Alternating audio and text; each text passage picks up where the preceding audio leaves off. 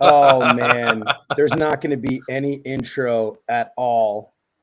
You're the first guest, by the way, that I have had no intro at all. I come on, I start talking, I start saying, like announcements, like stuff that's happened over the course of the last like week or two or something like that. But nope.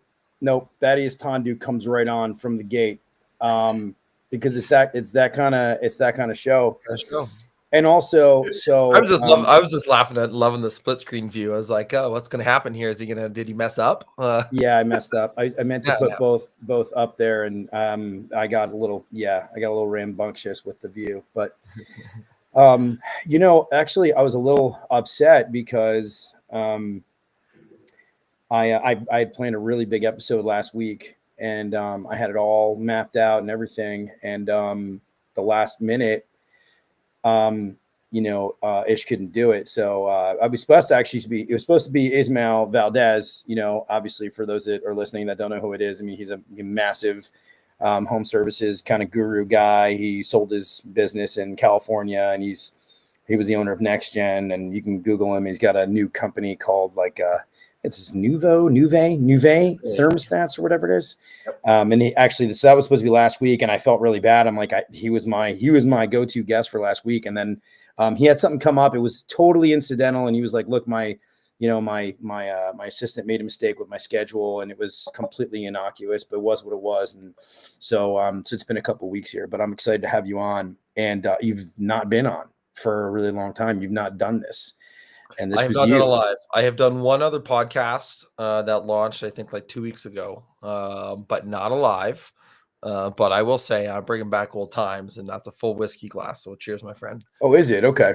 Yeah, it is I may or may not have a beverage in this cup here. But I think I asked you before. I'm like, should I bring back, should I go OG and Service Nation? Yeah, it's my Service Nation cup that I got at AHR actually, and it's no, it's a steel. It's actually a steel cup it's like insulated, so it keeps everything nice and cold in there. I love the steel ones. I put them in my camper. You can't see the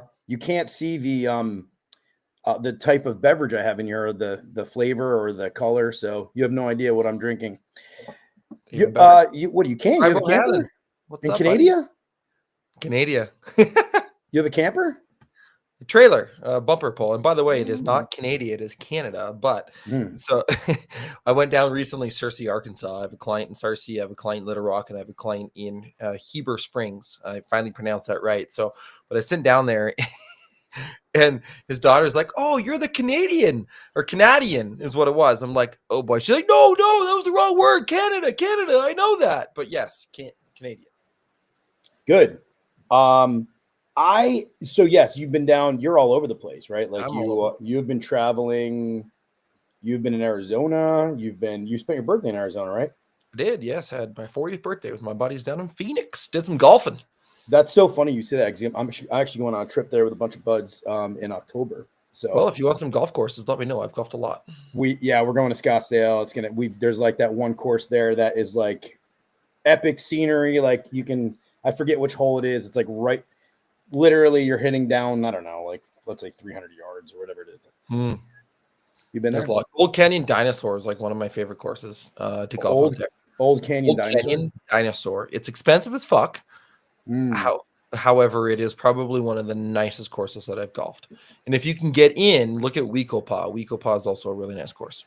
That's pretty cool. But the wider fairway one, not the narrow one. The narrow one will eat your lunch if you're not a good golfer.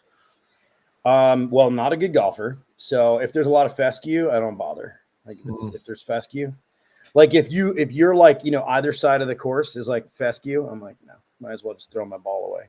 Right. There you go. Yeah. Like walk over to those garbage cans they have like in between each hole. So you're a drinker in the cart is what you're saying.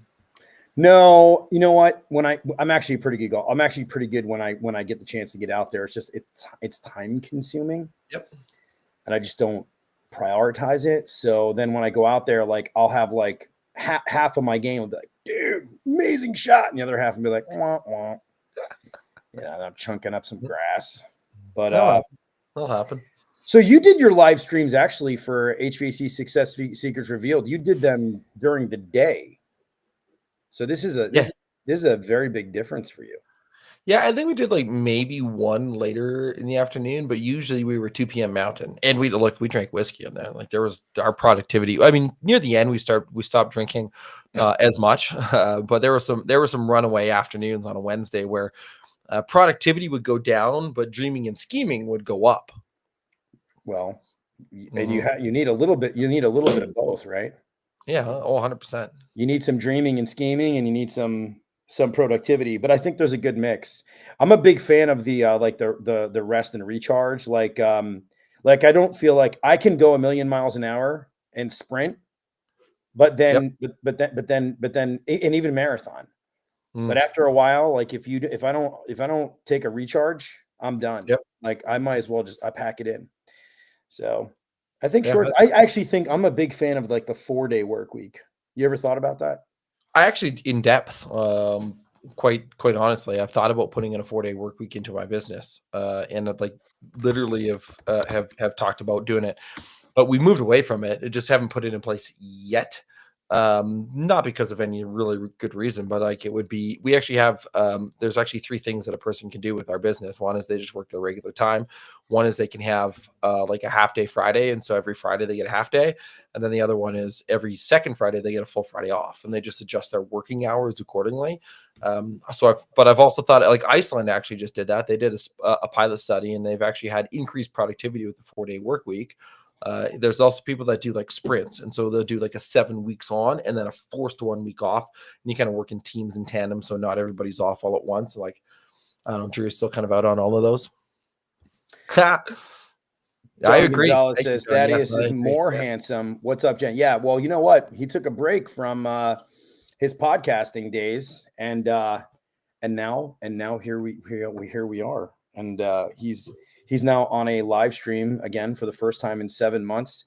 So that's good, man. So let's back it up for a second here, because for people that don't know you, that are going to listen to the audio or go back and watch the video, who are you, man? Like, and why are you on this podcast?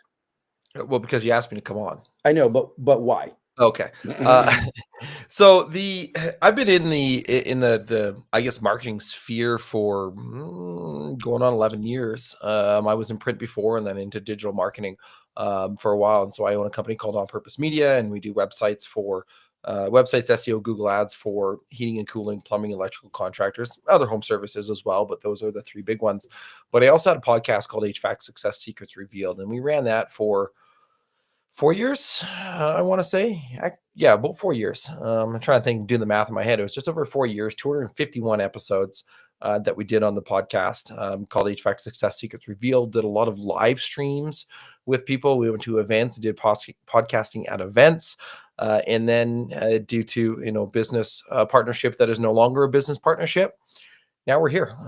It took a little bit of a hiatus and a break from content creation and being on video and doing those things. And now re-emerging from that to be able to, do this podcast and start doing other podcasts, but also start to create more content. 4 years, 250 episodes. Yeah. Wow. So, I mean, that's a long time. I mean, if most of the time you get that far, you just kind of, I mean, maybe we can get into that. I'm just curious, like, how did it all happen? Like, you get you get a good thing going, you get thousands of listeners. So what kind of happened? Like, what events led up to there being no more, Thaddeus and Evan? Very deep question, very loaded question, and one that I'm sure everybody wants to really know the answers to that specific question. We not only had a podcast together, we also had a marketing company together. And it's Joel McHale. You know what, Dan, you're not the first person who said that. But we had the podcast and we had the marketing company together.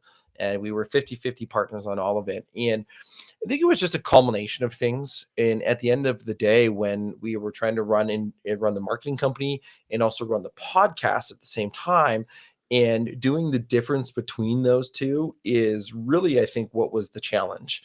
At the end of the day, we had different visions on what we wanted to accomplish for both the marketing company and for the podcast. And that's where it kind of started to go away from each other in terms of the visions of what we had. And Evan will be the first one to say, and he even said it on our last episode, is that when you have a business partnership, and we can get definitely into the weeds of business partnerships, what's effective, what's not effective, how to be able to structure it the right way, things to consider, things that I wouldn't do again, things that I would do again. Yes, I would do it again. I would take on a business partnership again. People are like, well, aren't you jaded? Well, no, I would just do it differently this time. And because you learn these things, you get this experience from it. But at the end of the day, we all have responsibilities. We ask our team members to hit KPIs. Well, when we as owners have KPIs, we need to uphold our end of the bargain too for our team and for each other. And if one business partner misses some of those things or has a different vision beyond where you're growing things together, then it's time to say and have an honest conversation. Be like, hey, you know what? I think maybe it's time to look at parting and going our separate ways. And you have a real tough, honest dialogue about it that lasts for a solid 3 months. And I will say that I still have a not as close of a relationship with Evan, no doubt. However, we still talk every now and again, and there's no ill will or bad blood, so to speak. There's still some ability to have a conversation. Mm. And so, but the partnership started before the podcast, right? And you guys Yes. came up with yeah. Yeah. So we started the business November 2019. We bought the domain on purposemedia.ca, built the business plan, did the website, did all those things, built everything. February 2020, I quit my job and I'm like, hey, you know what? Fuck it. Let's go all into this business. I might as well. Evan did not come in full time. I think like a year and a half later. And so I went in full time, and then within the first full week, I landed 5 clients. 4 weeks later, COVID hit. We lost 4 of those 5 clients, and it was, man, that was a deep, dark time in my life. Probably one of the deepest that I've been in. Not quite the deepest, but one of the deepest. I quit my job, right? I went into a business. I had literally nothing anymore because COVID shut that down. But we continued to push forward and persevere in the marketing company. We actually stumbled upon the podcast by accident. That's the funny part. People are like, oh, you planned this podcast. No, we literally stumbled upon it by accident. We had a business coach at the time, and we just started creating content about, and there's some content that we created when we first started this thing that's absolutely atrocious. It's locked away in the vault. Like, I mean, it sucks. I was wearing no offense to polo shirts. I was wearing a golf shirt on all the videos because that's what I thought I needed to do. And now I'm like, you know, I actually really like golf shirts. I really like dress clothes that are well fitted. I just don't like wearing them all the time. So we stumbled upon it because we were just talking, drinking whiskey on a Wednesday about what we were learning in our business and being transparent behind it. And then we were like, well, hey, let's bring on a guest. And so we brought on a guest. And then as we brought on a guest, we brought on one from the industry. And then we brought on another from the industry. And we brought on another from the industry. And we're like, shit, dude, I think we're onto something, man.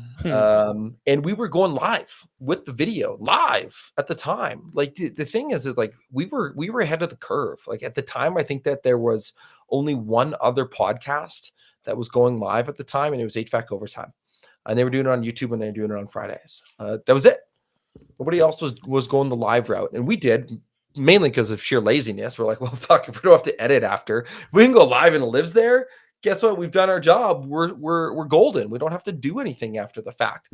And then it just continued to grow and spiral and grow and spiral and grow and spiral to the point where it was when we decided to, I guess, shut it down. Yeah, that's actually why I go live. I go live so that I don't have to. I end up editing the audio, but I don't have to edit the video, which is really cool. Actually, technically, that's a lie. Even before I started the podcast, I actually said that this was going to be unedited and uncut, and what I wanted was a sincere and candid look inside the minds of people who work in other people's houses. And then it spread out from there to obviously, people that are on the marketing end of things and home services in general, but the sort of humanized world of what we live in. And this is a very human sort of situation. And so after, so you came up with the idea because you were already kind of like, hey, what did we learn this week? And then, because I had stumbled upon you guys, I guess, really early on. Yeah. And I thought I was a guest, but I wasn't a guest until like 2021, 2022. And it was fun. It was cool. I thought you guys had something really, really, really cool going on. And then you guys were everywhere. I mean, you guys, any event, you guys went to events together. You guys were all over the place. I met you guys both in person actually at or was it just Evan? It was actually Victor Rancour's event in Las Vegas. Oh, the very first one. Yeah, that one. The one with the hookers. Were there hookers? Well, that's the story. Well, I didn't hear that, but I stay away from all that shit. Yeah. But so long story short, though, you guys came up with the idea. You started doing all this stuff, and so you couldn't make the podcast work. Like you couldn't make the podcast work together. Was it a work environment thing, or was it just like you just wanted to part ways and that's it? The only reason why I'm asking this is because I view this as like a cautionary tale. And by the way, whatever, look, I know we're live. I know there's people watching. Like, I know that there's going to be probably, I don't know, let's just say, a few hundred, 500-600 people that are going to, stream it or whatever. But I'm just curious, like, was there any talk of like, okay, we can do the podcast and then we can't do the marketing company, or was it just like, we want a clean break and that's it? I don't know if there was ever that conversation behind it. Just because the reality behind the situation, it was, at the end of the day, it wasn't necessarily a mutual thing to start. Okay. It was initiated by one person, or I'll say it was me, in terms of initiating it from the marketing company perspective, right? Because I wanted to focus on the marketing company and not necessarily the podcast. He wanted to focus on the podcast, not necessarily the marketing company, at least in the greater sense of things. And so when you have this difference of visions and division of where you think you want to go, and part of the problem, I think, with the podcast and the marketing company is that we were too segregated between the two, right? And like you and I have had conversations about this, right? Like, how do you bridge a podcast to the marketing company and the marketing company to the podcast, and make sure there's that cohesion there? Like I had a conversation with Kevin Horton down in AHR. And he, for the first year of knowing us, didn't even know we had a marketing company. He just thought we had a podcast. He's like, no way. Right. And so like that, Wow. by the way, wasn't exclusive. Like, we go to events, like, so what do you guys do outside of the podcast? Like, yeah. Nobody knew you had. Yeah. Right? Do you think that people know that, do you think that people know about, like, let's say Relentless with Service Business Mastery podcast? Do you think that people know, like, automatically that, like, Josh Crouch has a marketing company separate from the Service Business Mastery podcast? Or do you think they kind of like find out about it through the kind of like, osmosis? I think to begin with, I don't think they knew that. But now he's positioned himself in a way that takes advantage of that, right? I mean, you look at the content creation that he's created from and like just the podcast in and of itself, the Service Business Mastery, one of the top podcasts, I would probably say, of our space in terms of sheer volume of downloads. Like one of the tops. But because of that, they've got a bigger audience to be able to pull from. And if you talk a little bit more about it and you show that, plus Josh creates content, he's very active in terms of the marketing side of things. Right. So there's that bridge, right? So he's used the platform, in my opinion, to be able the marketing or the podcast platform to be able to push up his marketing aspect of things, which is nothing wrong with that. I think it's genius and it's super smart to be able to do, but he's done it in a way that people know that, oh, okay, well, Tersh owned a home service company or owns a home service company. Josh owns a marketing company, and now they're doing things together in the space of automations with everything. And so it all kind of assists each other, in my opinion, where I think for us, we were missing that. We started to bridge that near the end. We started to close that gap, but I think the gap was just too far gone at that point for a lot of people. So, okay. But you don't have any interest in the podcast, even though you started the podcast together. You are operating On Purpose Media, the marketing company. Yes. But you had started that before you and Evan even met, right? No, we started together. You started together, but he's got the podcast. Correct. And you've got the marketing. That's how the split went. Correct. Got it. It was a negotiation. See, like, here's the thing: there is no podcast. There is no podcast. I mean, okay. So let me correct that. Is it the same podcast, like the Let's Vent the podcast that he has put out or at least started? Because I've seen some posts and stuff like that. Is that the same? Like, is it the same podcast? Like, does he have all the old content and like have access to all the old content? Was that like the split? If you can't talk about it, that's fine. I'm just curious. Okay. Yeah, if I don't want to say something, I'm just not going to answer the question. I'll give you my best political answer and skirt around it, and away we go. At the end of the day, when you have a business partnership that is no longer, it's like a divorce, really. There's no other way to be able to put it together. If anybody that is listening has went through a divorce, you know that it can be either amicable or you can be downright shitty and nasty. Ours was amicable. We had conversations, we had negotiations around it.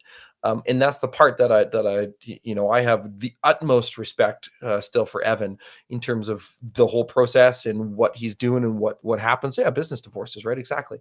And so when you think about this business divorce, how do you be able to do it the right way? Well, okay, can you have the way I looked at this and saying, okay, well, hey, Evan, I think it might be time, right? Let's have a conversation about it.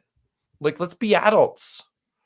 Don't be trivial, right? If we wanted to be trivial, we had a shareholders agreement done for a reason. By the way, business divorces, the best time to put a shareholders agreement in place is before you even have a problem. The day that you start your business relationship, you put in a business shareholders agreement that deals with these sorts of things, deals with death, it deals with divorce, it deals with disability, it deals with a business divorce, like all these things that are going to come up that just might happen. You want to put it in place when things are good, because it's tough to do it when things are bad. That's wise, right? That's very wise words. That's probably the lawyer that I use for all of my contracts and all my business stuff. That's what he said when we started looking at this business thing. He's like, "Well, you guys should put in a shareholders agreement." Like, what's that? Those are guys like, "What's that?" He's like, "Well, it's a thing that governs your corporation." He's like, if you ever get a divorce, if you ever go your separate ways, and if it's not amicable, now you have a piece of paper to fall back on. Now you can say, hey, here's what the letter of our shareholders agreement says. So all that's that an option, right? We never use that. We negotiated. So all that being the case, at the end of the day, you putting a lot of heart, sweat, and tears into the podcast. I mean, I hate when people ask this question in an interview, like when they go to a baseball player at the end of, like, hey, you I don't know, you hit that home run. What does it feel like? Like, I hate that question, but in this, I feel like it's really applicable. Like, what was going through your mind? Like, how did you feel like when you were like, okay, I'm not going to get the podcast. I'm okay with this. I'm not going to do the podcast anymore. I can do another podcast. I'm not going to do the podcast anymore. That's a load off my back. Like, what was it? I was kind of glad to be out of the podcast, if that makes sense. Yeah, it makes sense. It's a lot of work, man. I know. It's a ton of work. Like, I have 15 employees and team members that work for me, right? Like, that like one of them is on a trip of a lifetime in Iceland right now. Like, dude, that feels so good that she's on a trip of a lifetime as a result of the work that she's done with me over the last 2 years, that she's be able to save up to be able to do that. Like, that's pretty cool.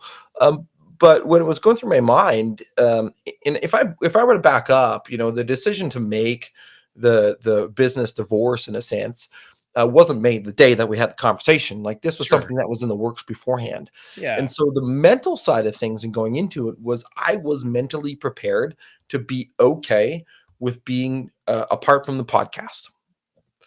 I was fine with that.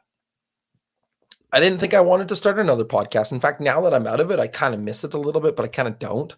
If I were to do it again, I probably wouldn't go live at the same day and the same time every single time. Why? That's the hard part. I already know. Yeah, that is the hard part. I already know that's the hard part, and I already know that, like, although like some of the live chats, I've had 100 people in a chat at a time.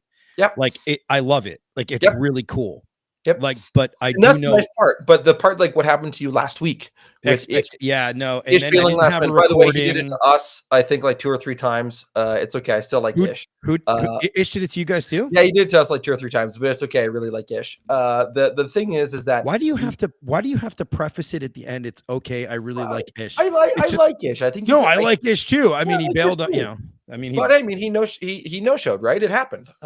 Whatever, shit happens. We move on. We've had conversations and whatever, right? I was just like doing that to kind of get a subtle jab at people if I can.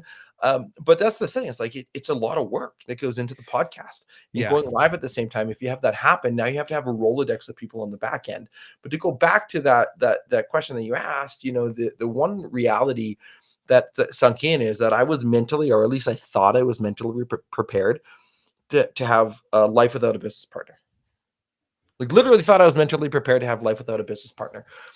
Wait, this is after the divorce? This is after the divorce. So the divorce took 2.5 months. By the time it was initiated to the time it was finalized, we signed the paperwork. Done. Right. I actually went into like a 4 to 6 week, like a tailspin, a spiral in a sense. But I thought I was mentally ready. You think about this. I built a 5-year relationship with this person, 5 years talking daily, multiple times a day. To have that slowly wean out, and all of a sudden, sign the paperwork. I'm like, oh fuck it, it's actually real now. It happened. But now it's like, when you live with somebody and then or you live with people and then you move, and then you like they move out, or you move out on your own and you get your own apartment, and all of a sudden you're used to coming home and there's somebody there. But then one day what happens is they move out, or you break up, or you live by yourself and you come home and you start to realize, you're like, man, I really like this. Like you walk in, you're like good. You go to the fridge, you do your thing, you make your own self dinner with nobody else. Like you put on whatever the hell you want on the, on the TV, or you're sitting around and do whatever you want. Doesn't matter. Nobody else is there. And you get used to it. And I'm going to guess that you've gotten accustomed to it. It's like anything, right? Like, and that's the reality, but I don't think most people talk about that messy middle. And that's the part that of the messy middle that people don't talk about. Social media doesn't talk about it. Social media talks about all the good things. It never doesn't talk about the I don't know if that's necessarily true. I think there's 90% of social media. You're right. It's a bunch of bullshit that people put on to show like, oh, everything's going wonderful. Yeah, because you're not going to fucking post pictures of your kid like, hey, my kid got an F today on, I'm just being real. My kid got an F today. Like I posted something today. Like my daughter won like 15 awards at school today. Like she accepted an award, and like it was like presidential, blah, blah, blah, blah. And, I posted the shit out of that. I'm like, I'm so proud of you, So I totally understand that. We do have a question here. Yeah. I know we're spitballing, which is good. This is a great conversation, but there's a lot.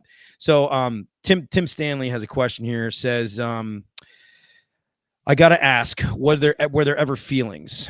Was there ever feelings caught? I gotta ask. Like, what does he mean? So I think what he's trying to say is, during the breakup, were there feelings? Like, was there, did it get,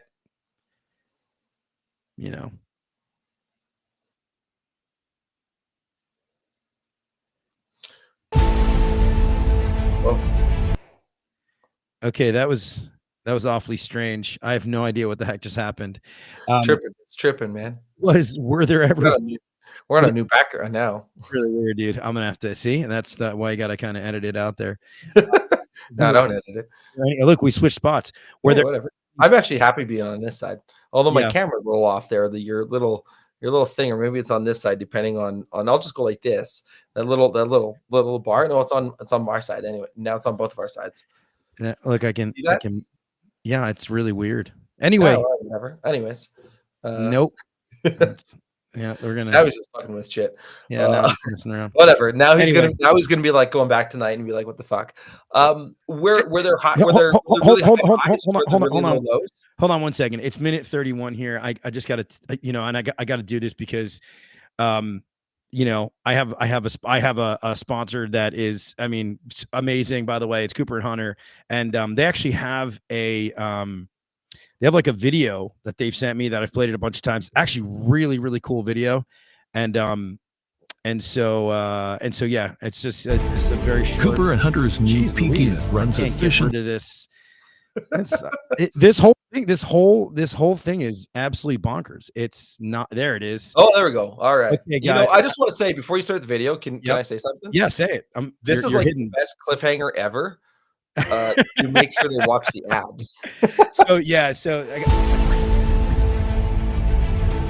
Cooper & Hunter's new peak unit runs efficiently up to 19 SEER 2, with BTU capacity that ranges between 18 to 55,000 for indoor and outdoor units. Compared to a traditional gas furnace, Peak's revolutionary design is ready to step in without a hassle, thanks to its adaptive multi-voltage. True high-performance hyper units provide a 100% heating output at -13 degrees. Looking inside the unit, the new M-Coil is highly efficient and provides a better airflow that reflects in a higher static pressure. Our Smart Kit is included, giving you access to control your device from the comfort of your phone. Peak stands for powerful, efficient, auto voltage detection, and quiet. To learn more, visit our website or talk to your local distributor.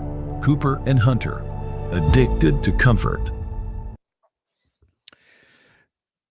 Yeah, just want to say thank you to Cooper & Hunter. They've been an incredible sponsor. They're also a sponsor of the New York Yankees, the Florida Panthers. They have incredible products. Check them out, cooperhunter.us. VRV, VRF systems, ductless mini splits. Very, very grateful for them, Arturo and their team, and they're taking over. They're in 3 major markets. They're across the country, but majorly they're really taking over here in Texas. So very, very, very, very cool. So yes.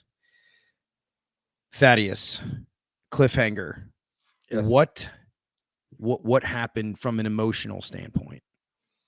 Oh man. First off, go Canes, not Panthers. They beat my Edmonton Oilers. No bad. No, Timothy, you're good, Tim, man. Like we'll dive in, man. I'm an open book. You guys know that. You've watched the show. You've been a follower. So raw, real, and authentic. Man, I had some of the highest highs and some of the lowest lows during the whole process. I'd probably say that over the 2.5 months that happened, the lead up, the post follow, like the post, like I just said, it was in a pit of despair for like 4 to 6 weeks. Didn't even want to come to work. I'm like, I was questioning, like, did I make the right decision? Like that literally went through my mind. I'm like, did I make the right decision? Am I making the right move? And I waffled on that quite a bit, quite a bit actually. And I thought, I'm like, really? I mean, like, we built it. But then at the end of the day, no, I had to make the choice for the people and for me, really, to move on from that. And there were a lot of sleepless nights, where I would, I still didn't have any issues falling asleep. It was that 2 a.m. wake up, right? Where I'd wake up and I'd be like, boop, and I start thinking about it. I'm like, well, fuck, there goes the rest of my night. I wouldn't fall back asleep because I think I just get up and I do shit, right? There were a lot of peaceful moments in it too, knowing that it was over with. It was done. I shouldn't say over with. It was done. In anywhere in between. And I think anybody that has went through a divorce or a business partnership, separation, business divorce, knows exactly the emotions that I'm talking about here. Is that it is something that is, I can't give you any words of advice or solace on what is actually going to happen for you and your story if that happens to you. Because everybody's story is written different. Just know that you're going to have the highest of highs where you're like, yeah, this is the right thing. And the lowest of lows where you're crying. Because I cried. I did. Wow. Yeah. What was the hardest part though? The initial conversation. I had an hour and a half drive there. I generally listen to audiobooks when I drive. Try to anyways. Listen to music. I can do anything. I just literally sat in silence for an hour and a half and drove up there. Just framing what you were going to say. Yeah. How you're going to say it. Yeah. And you had to do it in person. Yeah. That's a man's man thing to do though, by the way. Yeah. Actually, I had a coach and a consultant, a mentor at the time. Now we're talking about doing it digitally. Like we're only 3 hours apart. We met in the middle. He's like, trust me, Thad, you might not see it right now, but take that time to go meet in person. He's like, you might not want to. You might have to delay it to meet in person.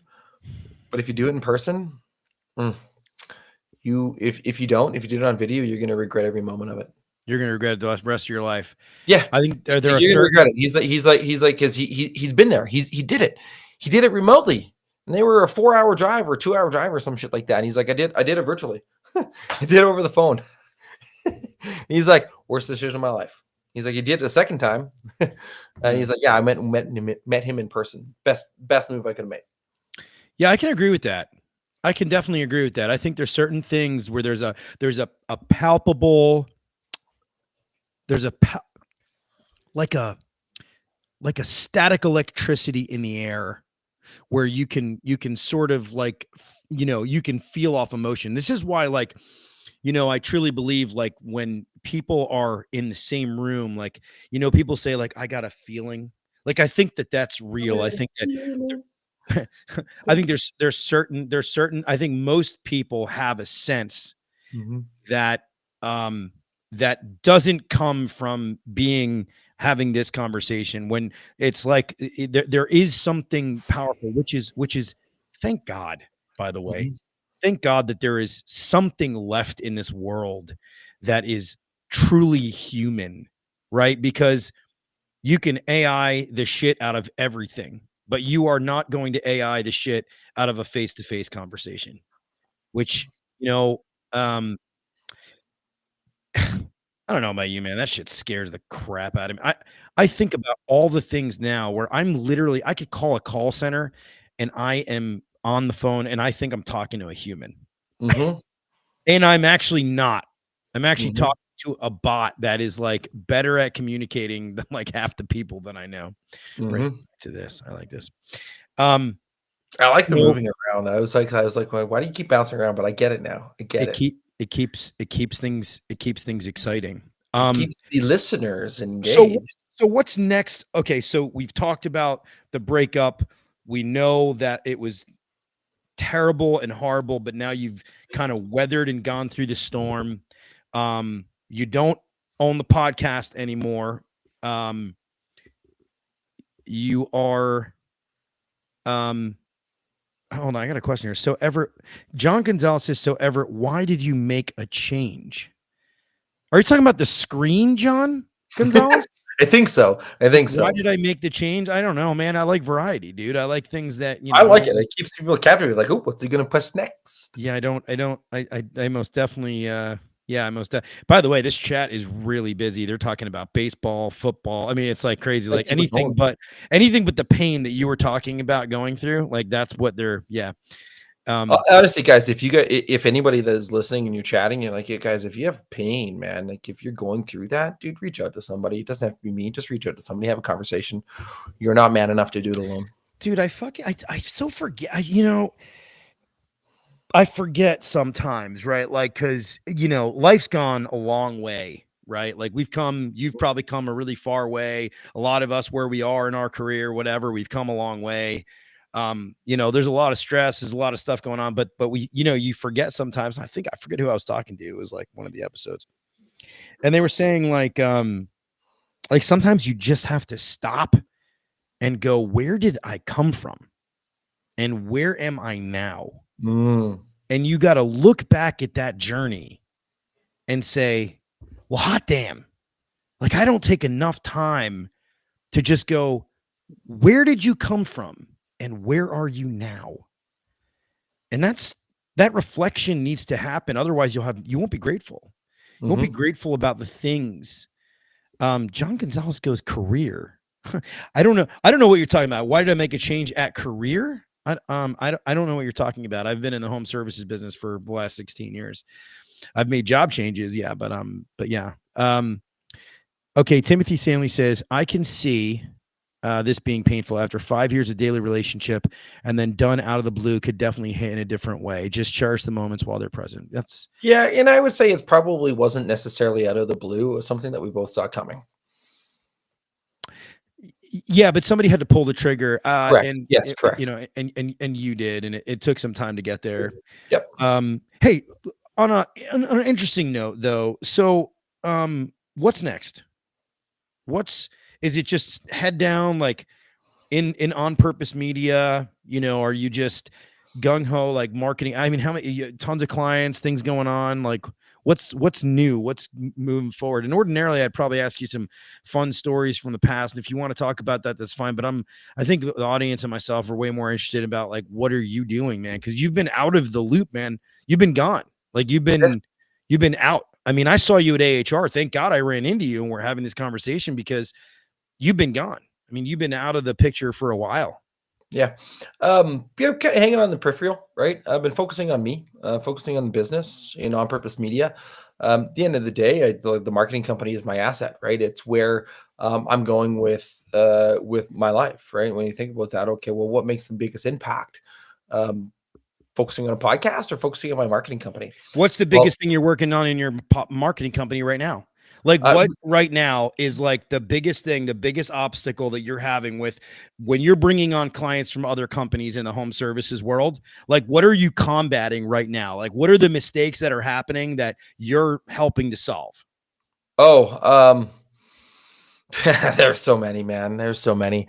A lot of times it's just companies that think like, so one of the reasons why I started on-purpose media and we started on-purpose media at the time was because there was a lot of small businesses that, and this is 2019. So again, 6 years ago, that was a little bit different of a time. Now AI is kind of changing that game. The reality is that the SEO is still there. It's just changing drastically. And I think I have an idea on where it's going to go, but I'm not going to put my money out on my cards out on the table right now on where I think it's going to go. I'm going to continue to focus that internally to flesh some of that out because I don't want to mislead or mistray anybody. But the reality is that most businesses don't understand still what's happening in the digital landscape, right? You think about home services in the trades, right? Like you think about all of this, like most owners got into it when they were turning wrenches to start. Yeah. Like technology was an afterthought. And like now, okay, they're installing new systems that have AI and technology and shit baked into that. Completely different technology, by the way, than what it takes to run your business from an AI perspective. Like part of one of the biggest battles is this whole AI conundrum and what to do when they've been misguided on AI and they've been misguided in SEO for years. And that's just a result of there's so many different marketing companies out there doing God knows what. There's no systemized processes in place. You can hire best practice groups to be able to teach you how to do things, but it's just like any other best practice group. Who the fuck knows, right? In that. And so I think that's one battle in terms of fighting that and fighting it the right way to be able to get that message out there of, okay, what's the future? What's going to happen from that?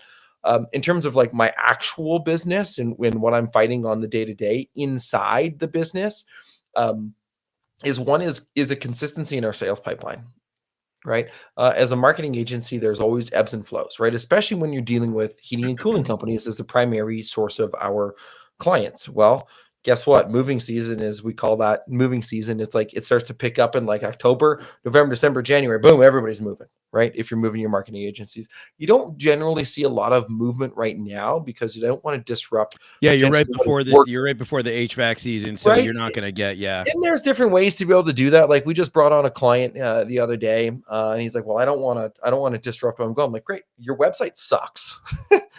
Right, everything you're doing sucks." Right. No, his SEO actually wasn't bad. His website sucked. And so we're like, hey, let's put some lipstick on the pig. Let's put a Band-Aid on it. Let's actually correct a couple of the conversion rate optimization things on your business, on your website, and we'll continue our SEO. And then in the fall, when it matters, do the full move over. So you were able to get part of the business now. Part of the business now, part of the business later. And we don't charge for website builds; like it's baked into our programs. Oh, that's awesome. And when this episode drops to an audio, like I'll put your information in there, and I'll throw it in you can throw it in all the there's different posts and whatnot. Sure. But I'd be remiss to address something here. So somebody had asked me, and I've been working, guys. I mean, like bell to bell, okay, on the Kenrator. And so, yeah, somebody said like, why the move over? Well, I was just listening to the radio today and, the largest home services provider in the entire DFW market, which is 8 million people, which by the way, was bought by Apex, is currently advertising generators. They are a plumbing, electrical, and HVAC company. They're an HVAC company first. They did about $88 million last year, and they are advertising generators because generators are literally the hottest thing. ARS is working on a generator department.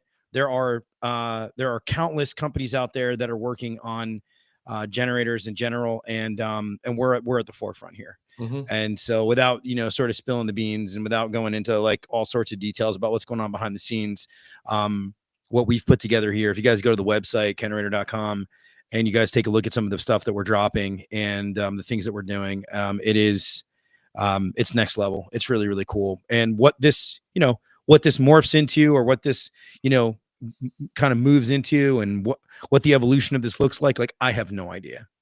But I think it's a smart play, to be honest. I mean, you think about stability of like electrification and instability of grids. Yeah. Well, Ken Goodrich is a pretty pretty smart guy. So I'm gonna just say it's not without its challenges, but it's been I've really enjoyed it. I think it's really cool. I love helping to build businesses in general. So so that was the whole Kenrader thing. So but yeah, so before because we're gonna, I gotta ask this, and this I think I already know the answer, but I ask a question on every episode, and I'd be curious, now that you've gone through this kind of challenging situation, what is one experience that you've gone through that and it maybe could be early on, something that lives with you and you carry it wherever you go. And I want to let you know, I got a call today. Before, I'm going to let you stew on that for a second. I got a call today randomly from a guy in Chicago who owns like a in-home sales company. He does like whatever. He's done it all. He's done all sorts of in-home sales stuff. And randomly, because somebody in Chicago was listening to the podcast and said, you got to get in touch with this guy Everett because he loves all these stories. And this guy wants to just come on and tell stories. So like, I just thought it was really cool. And I had asked him this question, we were talking about some things, and he had just started going into stories. Like, I want to submit these stories somewhere. I'm like, well, we do story time sometimes. We have an episode, actually, Dan Baker was on it. And we did story time, but the what was so cool was the reaction from this. And I keep saying it, and I say it on every single episode, but I can't wait to maybe I'll have an editing company do it for me, because it's going to be so, like, there's 50 episodes. So it's going to be 50 clips and just one long episode with just like, what was the one experience that you went through that lives with you, right? I already know. I remember as soon as you said that, I'm like, okay, I already know the story. And one of the things, one of my previous positions, and I've done a lot of things. Like I've delivered papers for 5 years. I worked at a gas station. That was a fun thing. That was in high school, like pumping gas. Did pre-engineered steel building erection. So like basically built Costco's. Steel engineering, what? Pre-engineered steel building erection. Oh, I see. Yes. I had to throw that in there. What am I, 5? No, of course. Yeah. I mean, well, I am. At least sometimes. Oh my gosh. All We're all just the word erection. What? What'd he say? I sold Cutco knives. I sold cars. I did business insurance. I did property management. I did passenger elevators. I always have to say passenger elevators because I'm from Alberta. And when I chat with people from Saskatchewan, which, keep in mind, this is like Montana, Idaho territory, right? Kind of similar. So when I say elevators, they're like, oh, like grain elevators, right? No, passenger elevators. Ones that you go, A. Oh, don't do it about it. So when I was in the elevator industry, I always took pride in trying to get back to people as soon as I possibly could, because I was on their other side. I was on the property manager side and dealing with the elevator companies, and it was like pulling teeth, man. It was like pulling teeth trying to get an answer. And so I would get back to people. I would give them my cell phone number. I didn't care. Like, call me. I would get back to you. And I would try to get back to people. Even if I didn't have an answer, just give them a call back an hour or two later and say, hey, by the way, I got your email. I've got to call into the supervisor. As soon as I get the information, I'll get back to you. And then I would hound that supervisor to get the answer so I could get them as soon as I possibly could. Well, this other guy in the business, we called him Bubba. He's Big Bubba. And he comes over to me. He's like, Thad, gotta tell you something. I'm like 3 months into the job, by the way. He's like, dude, gotta tell you something. He's like, you gotta slow down. I'm like, what do you mean slow down, Bubba? He's like, well, you just gotta slow down. I'm like, well, what do you mean slow down? He's like, well, you're getting you're responding back to people too quickly. He's like, you're ruining it for the rest of us. Literally his words. He's like, you're responding back to people too quickly. You're ruining it for the rest of us. Like, what? He's like, well, we have a good thing going on. They would send an email. I would read it. I would wait on it for like a day or two. And I'd follow up with the supervisor. By then, they might have had a chance to look at it. And I'd respond back to them in 4 to 5 days with the response. And I looked at him. I'm like, you're fucking stupid. And I walked away. Like literally, I'm like, that you're fucking stupid. And I walked away. Like, why would I lower my standards to somebody else? So we always continued to do that. Well, I left the elevator industry. I went into the marketing space and doing print magazines. And I was probably a year removed. And I reffed hockey. I played hockey. I was actually going in hockey. By the way, Brian, Stars definitely not in 5. I think the Oilers are going to have an uphill battle in beating the Stars in this series. If they do, it's going to be like a 6 or 7 game slog, man. It's not going to be like last year. Did you have a conversation with Brian Bohannon about? No. Brian put in their Stars in 5 because I said the Oilers fan when you're talking about Florida. Cooper. Oh, you know what's funny is it's funny that I didn't even see this. It's been a busy chat, so I haven't. It has been a busy chat. I saw it pop up. I'm like, I got to make that on there. But anyway, so I was in the hockey arena a year later, and I hear I don't know where Thaddeus. And I'm like, who the fuck is yelling my name? And I turn around, and it was one of the people that I dealt with in this building. They had elevators, and she was the prop manager, and I dealt with him or her rather. And she's like, can you come back? I'm like, well, what do you mean? She's like, the elevator industry. Can you come back? Well, why? She's like, well, you would actually respond back to me. Even if you didn't have an update, even if it was no news, you would still respond back to me. The other guy, I don't hear from him for like a week. Can you just come back? I'm like, no, I'm sorry. But that sucks. Really. And so at the end of the day, actually the boss of that place had told me something, is that at the end of the day, you only have 2 things in your life. And people might debate one of them. You have your last name and your reputation. So you better protect both. See, people remember who you are and how you made them feel. So there's your last name, there's your reputation. If you make them feel good, now you're going to win. That's actually carried forward. In fact, our first core value at On Purpose Media is do what's right, not what's easy. Built off this premise, I mean, honesty, transparency is just the throwaway core value. Don't ever have that in your core values. If honesty and transparency and integrity are your core values suck. You need to redo them. Straight up. Dude, you want to get me fired up? Put honesty, integrity in your core values and transparency. Yeah, your core values should, honesty, integrity. Right? Do what's right. Right, do what's right, not what's easy. That encompasses honesty, integrity, transparency, and the last sentence in our blurb of that is you only have your last name and your reputation. You better protect both. That that was the motto. That's the motto for Gettle.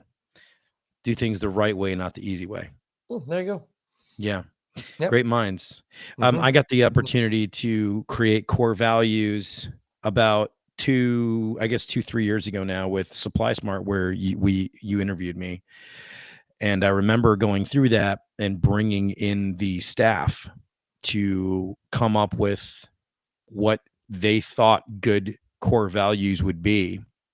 And I managed a team of 17, and we collectively, I took everybody's insight. We compiled it all together, and then we took everything, and then we would say, well, this really belongs in this bucket, and this really belongs in this bucket, and this really belongs in that bucket. And then what we ended up coming up with were 5 core values that were awesome, that encompassed virtually everything that we spoke about. And it was, to this date, probably the greatest, and I've had all sorts of sales accolades and awards given to me, and this by far was the single coolest thing that I had ever done, was help collectively create these 5, I think it was 4 or 5 core values. I have to go back to it. And my favorite one, Thaddeus, and I think this goes to anybody who's listening and anybody who's watching. I think this is paramount because I think in general, and human beings just don't do this well enough, was communicate effectively. Mm-hmm.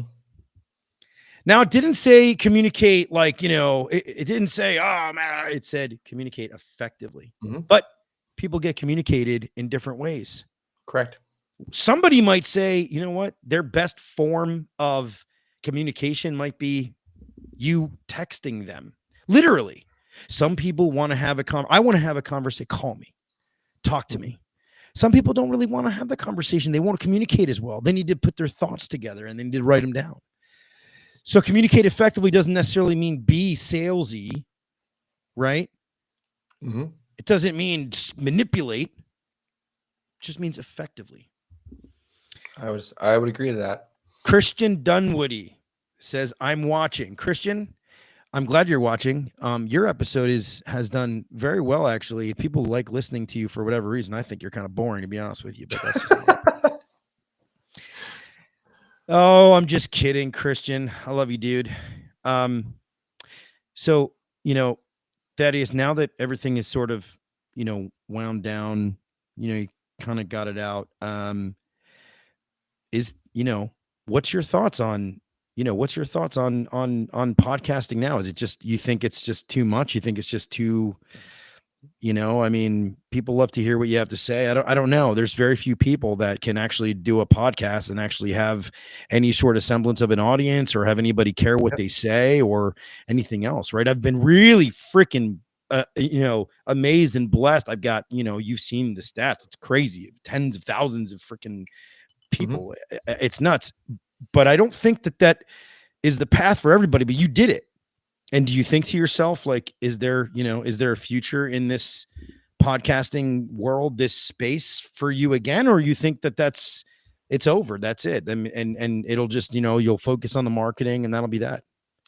I think there is space for it again.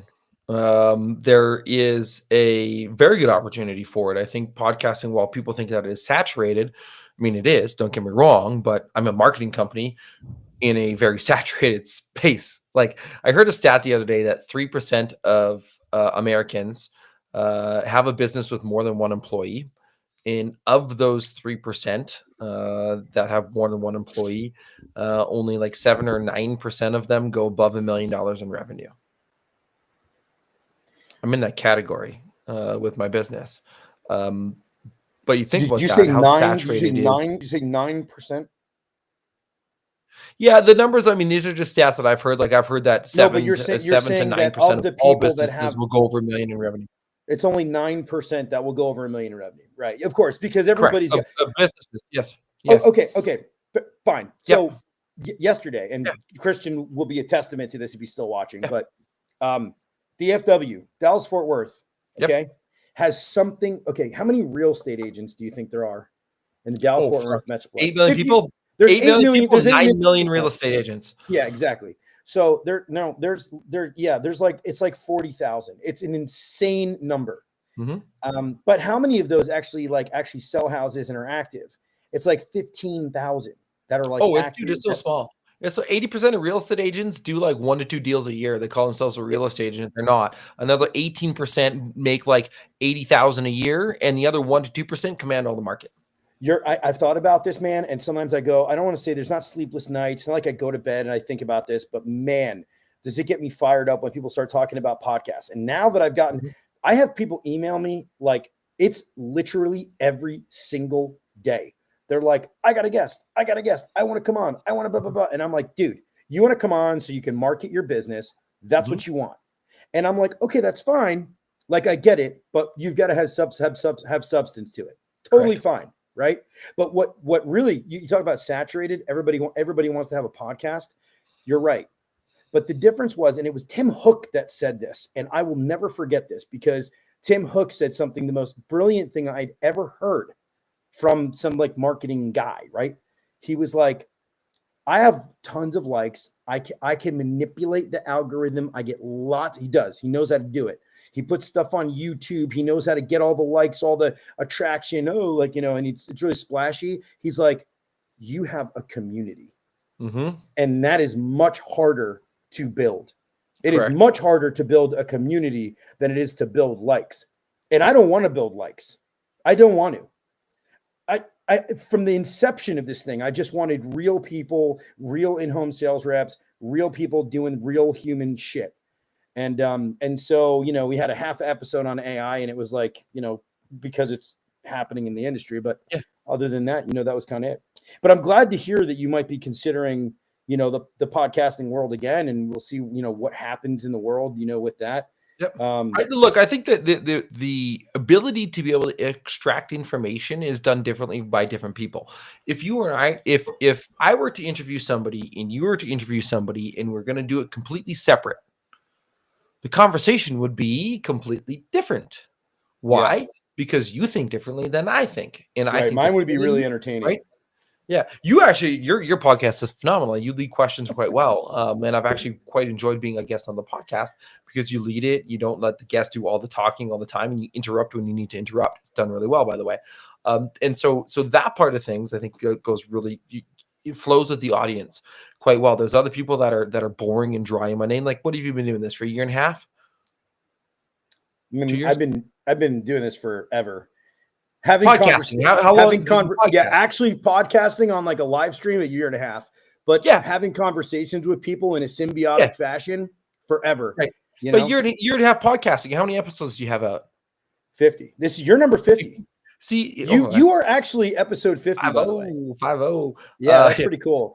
Yeah, I don't really like the 50, but hey, you know what? I'll take 50 in this case. I love it. Hold on, Billy Klein. By the way, and I love Billy Klein. I do. Yes. I love this guy. Yes. I love this guy. He goes, "What if I sell over the phone instead of in the home? Can I still be in your community?" Well, Billy Klein, I happen to know personally that you have, and for many years, sold in the home. So it doesn't matter. But yes, if you sell over the phone, I don't care. I don't care if you sell anything, actually. So I was in this house has really become ethereal and sort of metaphoric in a way. And I mean, we're in the house here. Here we are, me and Thaddeus. Thaddeus is drinking, you know, rye or bourbon. Who knows? Whiskey. I'm actually drinking Maker's Mark, and we don't even know what I'm drinking. So here we are. We're having two dudes having a conversation. And Billy, you know what? You come on, and I'll have you come on, and it'll be a lot of fun. And I invite people, whoever's listening to this, I have so many people that I have not had good conversations with that should be on. And if you don't want to be alone as a guest, I have guests that don't want to be a single guest. They want to be on with other people. They want to have like 2 or 3 or 4 people on. I'm totally fine with that. I have no problems with that at all. A panel's great. I will be dropping the audio from prison to the trades, and it was really great. And you know what, Thaddeus, I'll tell you what. Since you have so much experience being being in the podcast world, I would have you on and be a panel guest, and you can kind of co-host with me, which I've had a couple co-hosts in the past. If you'd be down for that, I think it'd be kind of interesting. I feel like you're kind of the dry to my, little wackiness here. So I'm a little wacky sometimes, but yes, Billy Klein says safety in numbers. Yeah, dude, I'm excited. I'm stoked about it, man. Dude, I've had so much fun on this podcast. I could literally talk to you for a long time. Before we wrap this up, I want to have you. I know you got On Purpose Media. I want to post a little onpurposemedia.ca. I want to do this for you because I'm going to post it. I'm going to post it at the bottom here so that did I jump the gun on that? Is that why? No. You knew. See, okay. Before we started talking, because I've had conversations. I spent a lot of time with Thaddeus actually in Florida a couple months ago. Okay, and part of what this conversation kind of came about was like, Thaddeus, dude, should come on the show. And because nobody had seen him, nobody knew what was going on with Thaddeus, and we spent like 2-3 nights just hanging out and talking and really, and I saw Everett's road rage at full. Like his is what jersey? My jersey came out on purposemedia.ca, right? Came full out. Yeah, on purposemedia.ca. Your jersey came full out, man. You're yelling at the person and the light was green and they're still they were parked. They weren't even driving. The light was green. And then they're driving, they already turned. He's like, it was green. Yeah. My kids actually get the brunt of that too. So unfortunately, but yeah, so I invite people to come on. Thaddeus, I would love for you to I'd love for you to co-host. I think it would be great, and you would offer a little bit of, that some things that I don't quite, capture maybe, but I think that'd be really cool. Billy, I think you should come on as well. And I invite anybody else that's watching, even if I've done an episode with you, because there's so much to talk about. And guys, listen, the industry that we work in right now, and this is, guys, I have been knocking doors, pounding pavements, talking to people, making connections in networking meetings continuously. I'm telling you right now, this whole industry is changed. The whole landscape is changed. The way that we get business is changed. We simply, and I don't know if you agree or disagree with me, but like, this is all I'm seeing in the last however long is like, whatever was built over the course of the last like 15, 20 years is great foundation there. But I think there's major shifts in how it goes. I think PE plays a large role in it. I think that there's just a lot. There's a lot plays a lot role. It's too much of a conversation. But before we wrap up, man, let me why don't you go ahead and give everybody kind of, where they can find you. I know onpurposemedia.ca, but where they can find you, how they can find you, what they can, where they can go to find maybe some stuff that you've worked on, et cetera, et cetera. Sure. YouTube.com/@ Thaddeus Tondu. That's 2 D's, EUS Tondu. That onpurposemedia.ca you see across the ticker. You can find me on Facebook. I think it's actually just facebook.com/Thaddeus Tondu. Let me actually Thaddeus.Tondu, my bad. Those are the 2 big, like, put out more YouTube content lately. I just recorded, I don't even know how many videos today, too many. Obviously the Facebook, I haven't been as active as I normally have been, as you alluded to on that, obviously on purposemedia.ca. I will say that if anybody wants to have a text conversation, you can text me at 719-824-1377. That's 719-824-1377. If you want to have any conversation about marketing, I guess, and that if you want to have the personal, probably hit me on Messenger. That 1377 is. Do me a favor. Say your number one more time. 719. Yep. 824. Yep. 1377. Okay. You're pretty brave to throw it up here, but I guess it makes sense. And it's not my. I will say that it is not my direct personal cell phone number. It is a shared marketing number. So if you have marketing questions, send that there. If you have personal questions, hit me up on Facebook.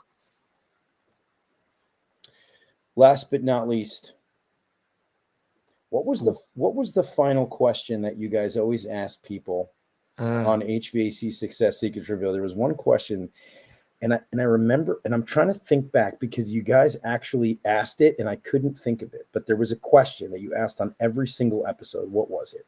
You better not flip this around to me. What was it? You fucker, you're gonna flip it around on me, aren't you? What was it? What is one question that you wished people would ask you more but don't? That's it. What was one question that you wish people asked more, but they don't? Are you flipping that around to me? Dude, I'm fucking asking you right now. Straight up, I'm asking you. I think that answer is depending on the season of life and where somebody is at in their business, or their life, really, for that matter. Yes, I am beating around the bush to try to give my mind time to catch up to the answer of what I would actually say. Can I ask you another question before we go there? And this is something I'm curious about. So have you had, since this whole thing has kind of died down a little bit, and I know I'm bringing it back before, but I'm really curious now because, again, you guys were on the air for 4 years or whatever. Yep. Have you guys talked? Have you guys had? Okay. Not in the last couple of weeks, but we've had phone conversations, text conversations, message That's conversations. Cool. Yeah. I just wanted to, I didn't know. I was curious. Yep. Yeah. What is one question I wish people would ask me more, but don't? Oh man, there's so many different ways that I can go with it. Really, I wish people would just ask for help, man. Like, it doesn't necessarily, like, anything. It doesn't have to be me. Like, don't ask me this question. Ask you this question, or ask other people this question for you. Is don't be siloed in this little thing of, hey, What was me, reach out, ask people for help, right? Like just ask the question, man. Like, it doesn't have to be about me. It could be to Everett, right? Hey, I am struggling with, that's it. I know it's kind of a cop-out answer, but Are you struggling with anything right now? I mean, I think everybody struggles with something. No. Are you personally struggling Yeah, with anything sleep. right now? Sleep. Yeah, because Sleep the is baby. probably my biggest one. No, the kids are 2 and 4. Like, they're generally pretty good. Like, I have no issues falling asleep. It's that staying asleep thing for me. Like that 2:30, 3 a.m. Are you serious? You're getting up in the middle of the night? What? You're getting up in the middle of the night? That's crazy. I wake up in the middle of the night. My kids sleep through the night for the most part. The Jesus. 4-year-old comes into the room and he's like this, that, and he's like, it's scary in my room. Can you open the I need more blinds? sleep Can you than fold ever my now. It's blankets so out? crazy. But in Travis right now, he's going through Travis this, French right? says He's Thaddeus is a the best. 2-month-old. Like, good luck for your sleep, bud. But you're young enough, you can handle it. My biggest thing, the biggest struggle that I have is with like the whole sleep thing. I would also say, and I actually had this conversation with Justin Judd with Chirp, phenomenal person, by the way. Love Chirp, love Justin.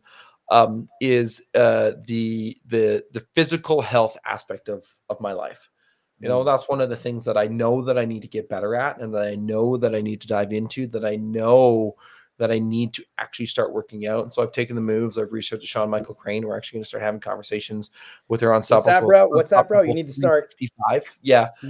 He's lifting the iron. I mean, like, I got mine down here. I did 9 miles but I today. can't keg. Kegs are more fun at parties anyways. I did 8.5 miles. I did 9 miles. But that's it. Like, it's this equilibrium of this point in my life of like, okay, I've got a business with 15 team members. I've got 2 kids that are 2 and 4. I've got a wife. I've got a dog. I've got a wife. Spending time with my wife. Her love language is quality time. My love language is acts of service. By the way, 5 love languages. If you haven't listened to it or read the book, that's your love language is acts of service. Yeah. You're the only dude I've ever met that has that. Right.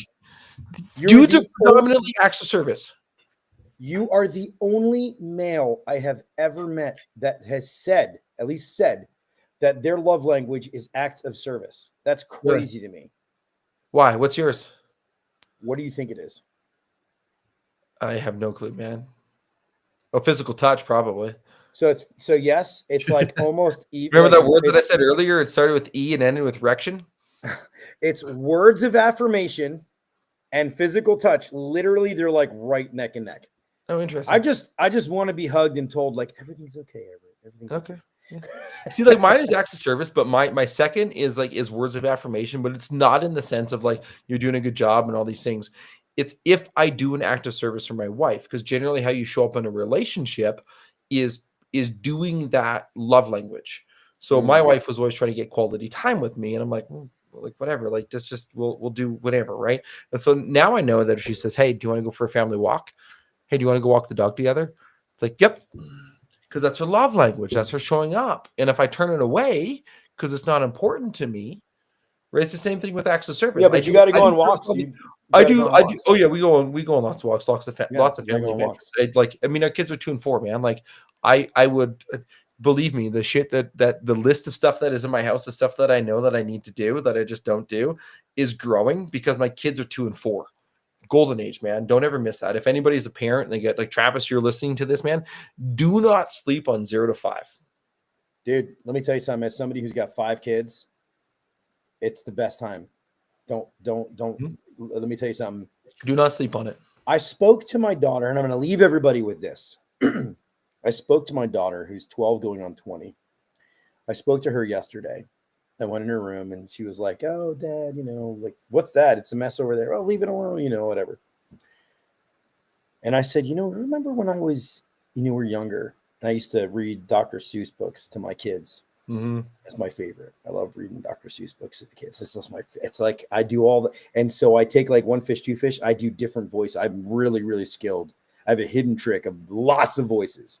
Okay. When I was younger and I was in like Broadway stuff, I used to do voiceover work, and I have all these dialects and all this kind of stuff. This is a lot of fun. Give me one. So I'll go, okay. So in one fish, two fish, red fish, blue fish, I'll go from a British accent, And then I'll go, I forget what it is, but it's like, They're talking a British accent then. oh, I'll be like, this one has a little car. This one has a little star. My, what fun they are. And then like, there's one that goes, oh dear, I cannot hear. Oh, can you please come over near? Can you look within my ear? There must be something there, I fear. And like, it's the guy and the guy goes, oh, look, a bird was in your ear. And I do this like New York guy, like, and then I'll go on and I'll do like, I'll do like a which way did he go, George? And like, I'll do, there's like a couple of guys like, yes, what are you doing here? Like, I just do all these different voices. And it was my favorite part of like parenting.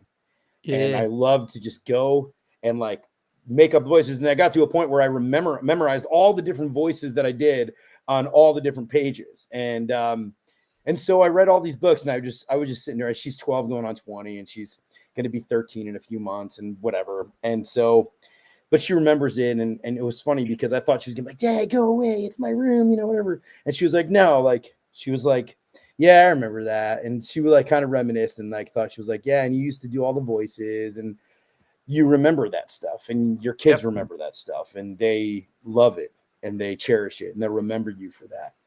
And, they may not remember how hard you worked growing up. They might. They're going to reflect on that. Of course, you're going to build work ethic in them, and you're going to instill discipline in them, and you're going to do all these things. But those little memories, those are impossible to rebuild. I don't think they start to remember that till they're older, to be honest. Like, I think about my childhood, and like I didn't find out 2 years ago is when my dad told me that he actually quit a job. I was like, I don't know, 6 months old, to be able to come home, to be able to do bath time with us every night. Did it. He was literally done it. And that's why you're such a good dad, by the way. Right. I know that. And I knew that tonight. I'm trying my best. I knew doing this podcast at night was tough for you too, because I knew that you were like, it had to be late because the kids go down but I respect that. I do. I have the utmost respect for dads out there. Because again, you miss it, right? Like, because again, that 0 to 5, they don't remember it, but man, you sure do. Because they think about this, like 0 to 5, like you're their everything, man. Like you're their everything. They don't know anything else. By the time they turn 5, they start making friends. By the time they're 10, 11, 12, they've got friends that are like, peace out, mom and dad, I'm good. Like 75% of the time that you spend with your kids is before they're 18.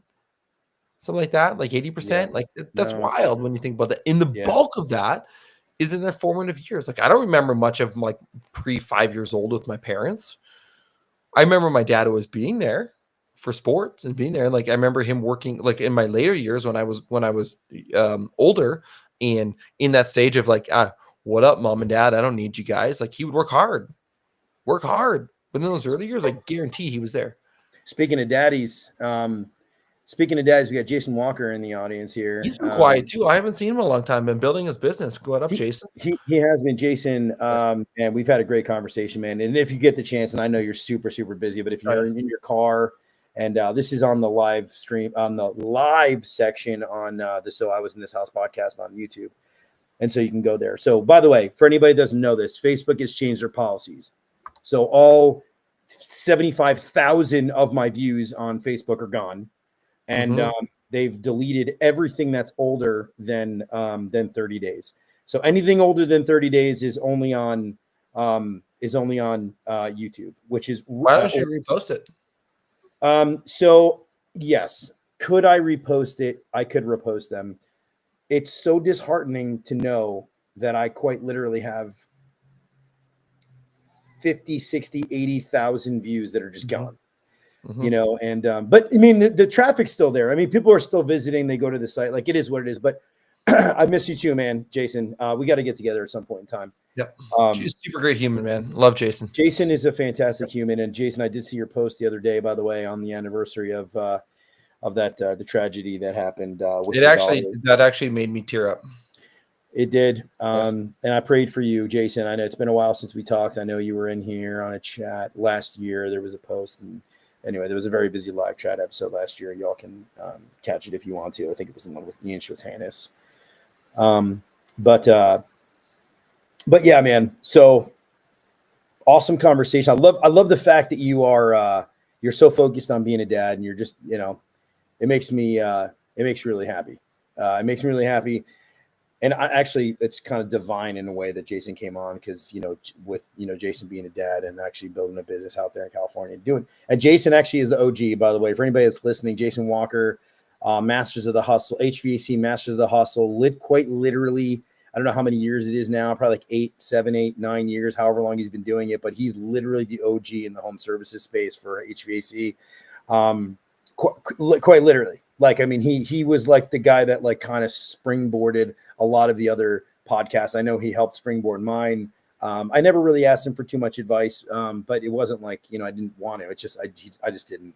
I may have sent him a text here and there, but Thaddeus, I don't know if he was part of HVAC Success Secrets Revealed or not. But he came on a few times. I think Tersh was a good backbone in terms of having those conversations, and like we've had great conversations with Jason, and like even I mean, I remember the episode with Jason. It was, I think the most enlightening thing is that the Jason that you see isn't the Jason that you know, and just having it's true. He has. It's like Jason persona, yes. Jason the persona, well, and Jason the person. On. Yeah, the persona of Jason has put it on because of the introvertedness, right? Like he talked about that openly on our podcast and just like opening that up and be like, dude, thank you for sharing that. By the way, Jason, if you're still listening, like you sharing that on our podcast completely like flip 180 my opinion of you. So, and I don't think I ever told you that, but thank you for being open, raw, real, honest, and vulnerable, because that's really what it's all about. Dude, I want to say something that I'm grateful for. And then I this is probably one of the longest, except for maybe Tommy Mello and maybe one other person, this is the longest I've gone. So sorry, not sorry. I want to thank you. No, it's okay. I want to thank you for, and it's quite, I mean, it's been busy, so it's been good. Sometimes I think that the live stream takes away from the conversation, you know what I mean? That you're having an open dialogue. And sometimes I think it adds to it. And I think in this particular instance, I think it's added to it. So it's been nice. But I want to thank you because I'm grateful that you you made a choice, by the way, because I know that other people have talked to you. You chose to come, and talk to me. And obviously having come into an existence only a few months after, a few months before you guys broke up as a team, you and Evan, it means a lot. And I thank you because I think a lot of people wanted to hear from you, and anybody that's listening now or that joined in live later, like go back and listen, because Thaddeus kind of goes through a little bit about the motions, about what kind of happened and so forth. But pretty brave, really appreciate it. At least from an industry perspective, just you have a lot of people that care about you and, wanted to, I mean, here you are up from the crypt and out and you're going to be a co-host on some upcoming episode, which will be really cool. And we'll figure that out.